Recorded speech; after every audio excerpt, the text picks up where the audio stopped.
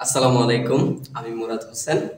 আজকে আমরা polytechnic physics 1 এর খুবই গুরুত্বপূর্ণ একটা টপিক সামান্তরিক সূত্রের লব্ধির মান ও দিক নির্ণয় শিখব। চলো শুরু করি। এখানে প্রথমে আমি সামান্তরিক সূত্রটি লিখে রেখেছি। এখানে দেখো, যদি কোনো সামান্তরিকের একই বিন্দু হতে অঙ্কিত সন্নিহিত বাহু দুটি একই সময় ক্রিয়ারত ভেক্টর রাশির মান ও দিক নির্দেশ করে, তবে ওই কৌণিক বিন্দু হতে অঙ্কিত কর্ণই হবে সামান্তরিকের লব্ধির মান ও দিক নির্দেশ করে। এখন দেখো, এখানে মূলত বলছে কি এই সামান্তরিক সূত্রটাতে, এই সামান্তরিক সূত্রটা একটা কৌণিক বিন্দু হতে দুইটা সন্নিহিত বাহু থাকবে। ওই সন্নিহিত বাহু আমরা ধরলাম এবি এবং এডি। ওই সন্নিহিত বাহু দুটি একই সময় ক্রিয়ারত দুটি ভেক্টর রাশির মান ও দিক নির্দেশ করবে। হ্যাঁ, তাহলে ভেক্টর রাশি দুটি কি কি? এবি সমান আমরা লিখব পি ভেক্টর, তারপর এডি সমান লিখব আমরা কিউ ভেক্টর। ঠিক আছে, এবি সমান কিউ ভেক্টর, সেহেতু ডিসি সমান কি হবে? আমরা এখানে লিখতে পারি AB equal DC equal P vector. তারপর এডি আর বিসি দুইটা কিন্তু সমান্তরাল এবং সমান, সেহেতু AD vector equal BC vector. এই দুইটা ভেক্টরকে আমরা কিউ ভেক্টর দিতে পারি। ঠিক আছে, তাহলে দেখো, একটা কৌণিক বিন্দু হতে দুইটা বাহু সন্নিহিত বাহু এবি এবং এডি, দুইটা সন্নিহিত বাহু ভেক্টর রাশির মান এবং দিক নির্দেশ করছে। তাহলে ওই সামান্তরিকের কর্ণটা হবে কি? সামান্তরিকের কর্ণটাই হবে সামান্তরিকটার লব্ধির মান নির্দেশ করবে। তাহলে সামান্তরিকের কর্ণকে আমরা যদি একটা ভেক্টর আর দ্বারা লিখি, তাহলে সামান্তরিকের কর্ণ এখানে আমরা কি লিখতে পারি? এসি। এসি সমান লিখতে পারি আর ভেক্টর। তাহলে এটা কি? এটা পুরো সামান্তরিকটার লব্ধির মান নির্দেশ করবে। তাহলে দেখো, সূত্র থেকে আমরা কি বলতে পারি? সূত্রানুসারে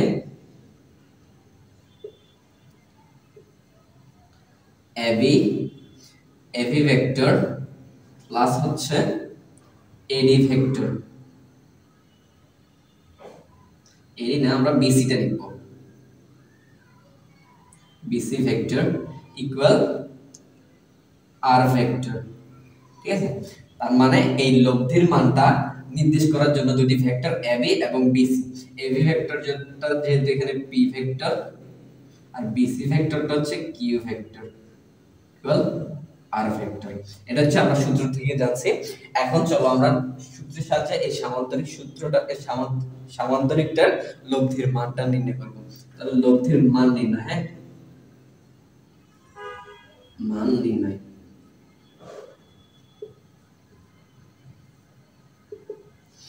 দেখো, এই সামান্তরিকের মান নির্ণয় করার জন্য আমাদেরকে এই পাশে একটা লম্ব আঁকতে হবে। হ্যাঁ, সি বিন্দু হতে একটা লম্ব আঁকবো। সেটা হবে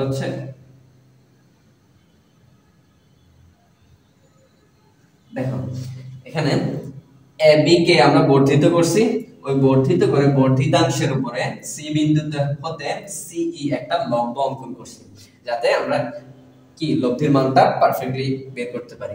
তাহলে এখন দেখো, এখানে একটা ত্রিভুজ অঙ্কিত হইছে এসিই, একটা সমকোণী ত্রিভুজ, এখানে একটা কোণ আছে 90 ডিগ্রি। ঠিক আছে, তাহলে এখন আমরা ত্রিভুজ এসিই হতে পাই, এটা আমরা এখন পিথাগোরাসের সূত্রের সাহায্যে লিখব। পিথাগোরাসের সূত্র হতে পাই আমরা কি? পিথাগোরাসের সূত্রটা কি ছিল? ac square equal ae square plus bec square.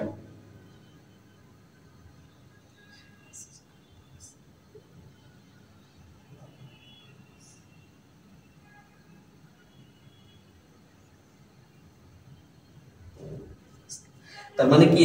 তার মানে অতিভুজ স্কয়ার সমান ভূমি স্কয়ার প্লাস লম্ব স্কয়ার, বা লম্ব স্কয়ার প্লাস ভূমি স্কয়ার। তাহলে দেখো, এটা অতিভুজ এসি, এসি সমান আমরা কি ভেক্টর লিখেছিলাম? এসি ভেক্টর, এসি সমান আর ভেক্টর স্কয়ার ইকুয়াল ভেক্টর চিহ্নটা এখন আমরা না দেই, ভেক্টর চিহ্ন এখন না দিলে সমস্যা হবে না। আর স্কয়ার ইকুয়াল এ ই, এটা কি, এটা হচ্ছে ভূমি। দেখো সমান আমরা কি লিখতে পারি, আবার সমান লিখতে পারি এ বি প্লাস বিই,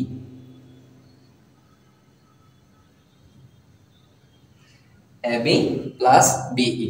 তাহলে এখানে আমরা লিখতে পারি A B plus BE square plus CE square, এটাকে আরো লিখতে পারি a প্লাস b হোল স্কয়ারের একটা সূত্রের মধ্যে পড়ে এটা। তাহলে এটাকে সলভ করলে কি হয়,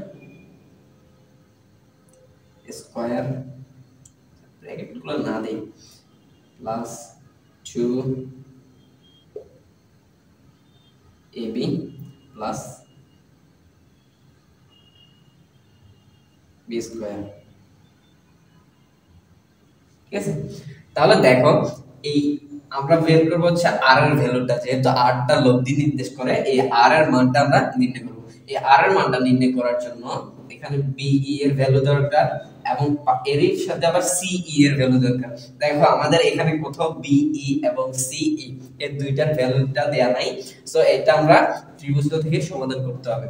তো এটাকে আমরা 1 নং সমীকরণ ধরতে পারি, এটা হচ্ছে 1 নাম্বার সমীকরণ। হ্যাঁ, তাহলে এরপর আমরা ত্রিভুজ আরেকটা ধরি, ত্রিভুজ।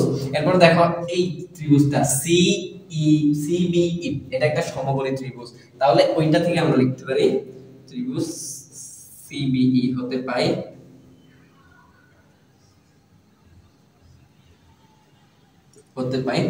দেখো এটা যেহেতু একটা কোণ আছে আলফা কোণে, সেহেতু এখানেও একটা কোণ হবে, সেটা হবে হচ্ছে আলফা কোণ। ঠিক আছে, কথাটা কি বুঝছো? দেখো এখানে DAB যে একটা আলফা কোণ দেয়া আছে, সেম এটাও হবে কি একটা আলফা কোণ হবে। ঠিক আছে, তাহলে এই ক্ষেত্রে দেখো আমরা বের করব হচ্ছে কি CE আর BE এই দুইটার মান। তাহলে আমরা জানি sin থিটা, তার মানে sin আলফা সমান সাগরের কি জানি, সাগরের লবণতি। লবণতি হচ্ছে লম্ব বাই অতিভুজ। লম্ব কি, লম্ব হচ্ছে CE, অতিভুজ হচ্ছে BC। এক্ষেত্রে লিখতে পারি sin আলফা ইকুয়াল CE সমান হচ্ছে CE। আচ্ছা এই BC টা, এই BC সমান আমরা কি লিখছি এখানে, এই তো BC সমান লিখছি হচ্ছে Q। তাহলে Q, তাহলে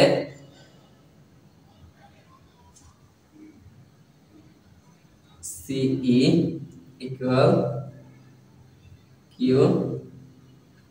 sin আলফা, কিউটাই পাশে গুণ হয়ে গেছে। ঠিক আছে, তাহলে এই Q sin আলফা এটা হচ্ছে CE এর মান। তাহলে এটা সমান লিখছি আমরা কি sin আলফা সমান। এরপর আমরা যদি এখানে cos আলফা দেই, cos আলফা সমান কি লিখবো আমরা, cos আলফা সমান লিখবো আমরা ক বরে ভূততি, মানে ভূমি বাই অতিভুজ। একই একই ত্রিভুজ থেকে কিন্তু ভূমি বাই অতিভুজ যেহেতু হবে, তাহলে ভূমিটা হচ্ছে কি BE, অতিভুজটা হচ্ছে BC, BC BE EC, এগুলো ভেক্টরগুলো দিতে হবে। তাহলে দেখো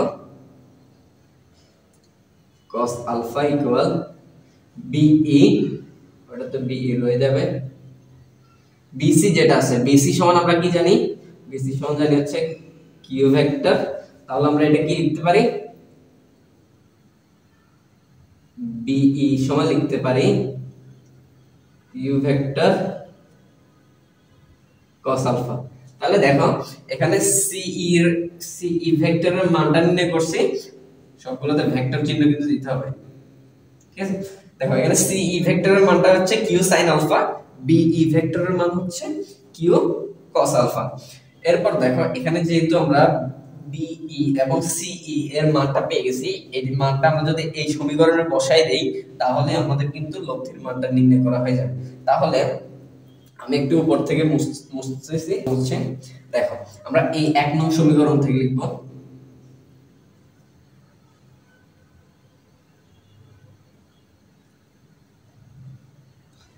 সরি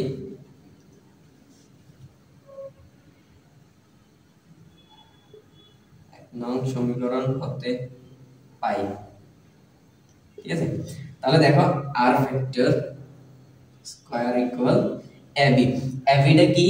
ab টা হচ্ছে p ভেক্টর, যেহেতু ab স্কয়ার সেহেতু p স্কয়ার, একটা স্কয়ার আছে, তারপর 2ab প্লাস 2 ইনটু a, এটা হচ্ছে p ভেক্টর, ab হচ্ছে p, be, be এর মানটা কি নির্ণয় করছি আমরা? q cos alpha,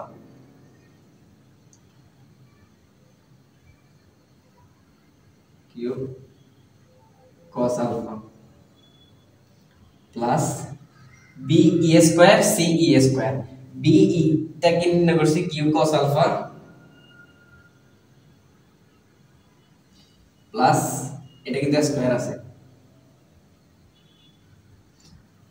q sin alpha, এটা স্কয়ার আছে, p square plus 2pq।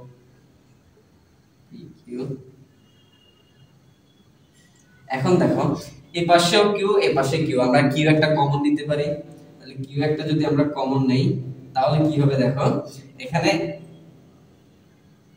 q square common নেব আমরা, q স্কয়ার কমন, যেহেতু এখানে q টার উপর স্কয়ার, এখানে q এর উপর স্কয়ার আছে, q স্কয়ার একটা কমন নিলে দেখো আমরা sin স্কয়ার আর cos স্কয়ারের একটা ফর্মুলা এটাতে নিতে পারি, তাহলে sin square alpha plus cos square alpha এই ফরম্যাটে আমরা নিতে পারি। আবার আমরা জানি এই ফরম্যাটের মান পুরো sin square plus cos square equal 1, এটার মান হচ্ছে ভ্যালু হচ্ছে 1। সো এই ক্ষেত্রে আমরা লিখতে পারি বা r square equal p square plus 2pq cos alpha plus q square. এতটুকু পর্যন্ত আশা করি বোঝা গেছে। এরপরে নিচেরটা মুছে দিচ্ছি।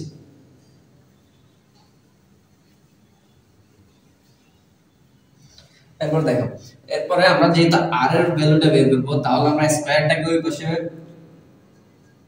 রিটার্ন করে দেব, তাহলে r ইকুয়াল লিখতে পারবো p square plus twice pq plus, sorry এখানে একটা cos আলফা আছে, cos আলফা এটা প্লাস q স্কয়ার। তাহলে এটা হচ্ছে লব্ধির মান, এই পুরো এই r এর ভ্যালুটা এটা হচ্ছে কি? এটা হচ্ছে লব্ধির মান। দেখো আমরা লব্ধির মানটা নির্ণয় করছি, এটা হচ্ছে লব্ধির মান। এখন আমরা লব্ধির দিকটা নির্ণয় করব। দিক, লব্ধির দিক কোথায়? তাহলে দেখো লব্ধির দিক নির্ণয় করার জন্য আমরা যে ত্রিভুজটা ব্যবহার করব সেটা হচ্ছে CAE ত্রিভুজটা।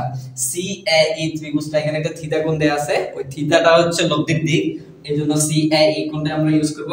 তো এখন আমরা tan থিটা লিখতে পারি, tan theta equal, tan theta সমান কি? tan আর লম্বা ভুজ, তার মানে হচ্ছে লম্ব বাই ভূমি। তাহলে লম্বটা কি? লম্বটা হচ্ছে CE, আমরা লিখতে পারি CE, আর ভূমি, ভূমি কি? ভূমি হচ্ছে AE।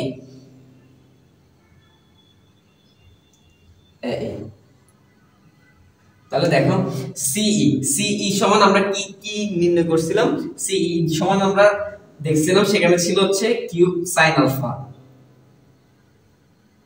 q sin alpha. একটু আগে মান নির্ণয় করার জন্য আমরা এটা নির্ণয় করছিলাম। এরপর দেখো এখানে হচ্ছে AE সমান আমরা কি লিখতে পারি? AE সমান লিখতে পারি AB প্লাস BE, এটা হচ্ছে AE সমান। তারপর দেখো আমরা যেহেতু থিটাটা নির্ণয় করব, তাহলে tanটাকে ওই পাশে পাঠিয়ে দিব, তাহলে কি হবে? থিটা ইকুয়াল হবে tan ইনভার্স। যারা বোঝো না tan ইনভার্স কিভাবে আসছে, tan কে যদি আমরা সমান চিহ্নের ওই পাশে পাঠিয়ে দিই তাহলে ওটা হচ্ছে tan ইনভার্স হবে। তাহলে tan ইনভার্স কি লিখতে পারি? এখানে q sin আলফা, তারপর হচ্ছে AB সমান কি জানি আমরা? p ভেক্টর প্লাস BE সমান কি জানি? BE সমান হচ্ছে q cos আলফা। ঠিক আছে, তাহলে দেখো এখানে আমরা থিটার একটা ভ্যালু পাইছি, ওই থিটার ভ্যালু যেটা আছে সেটাই হচ্ছে মূলত সামান্তরিকের লব্ধির দিকটা হবে হচ্ছে এটা। তাহলে আশা করি বিষয়টা সবাই বুঝতে পেরেছো। তারপরেও যদি কোনো ডাউট থেকে থাকে তাহলে কমেন্ট বক্সে অবশ্যই জানাবে। তো সবাইকে ধন্যবাদ। আসসালামু আলাইকুম।